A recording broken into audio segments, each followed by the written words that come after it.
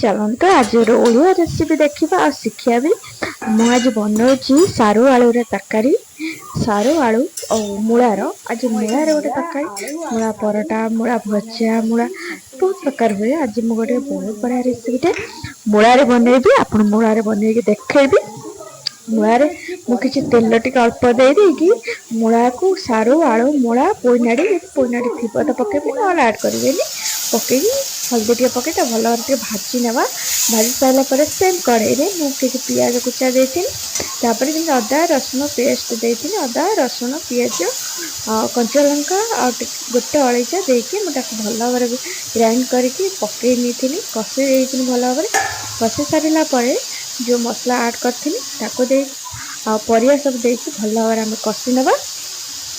देखो भल भाव आम कषि नहीं कमी कषि नहीं जो परिया को भाजी रखे भी आड करके भल भाव कषि ना। कषि सारिकी ये अल्प टपे पानी दे देकी कहीं जो आलू पकई सारे सीझापी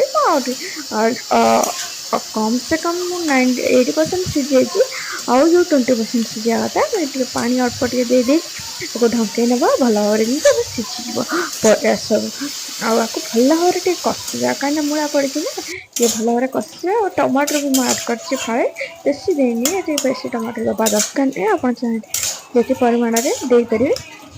देखो ना कषि कषि गला आ सीझी गला भी माँ भी गोटे जगह काढ़ी नौ देखिपे आते टेम्पटिंग भी देखी लगुच जिते पारे कषि करेंगे आ जिते नई आपड़ बनाते रुटी भात परोटा आप जहाँ सहित भी खाए गरम भात सहित आराम से खाई आठी मुझे आम मूला तरकारी सहित मुझे शाग कर बाड़ी शाग ये खटरा नेउटिया खड़ा शाग बहुत बढ़िया लगे बाड़ी शाग तो आप जानते कमी लगे चाहे आज सोमवार डाली साधा साधा डाली की शाग मूला तरकारी बनई चलते आम तो एंजॉय कर।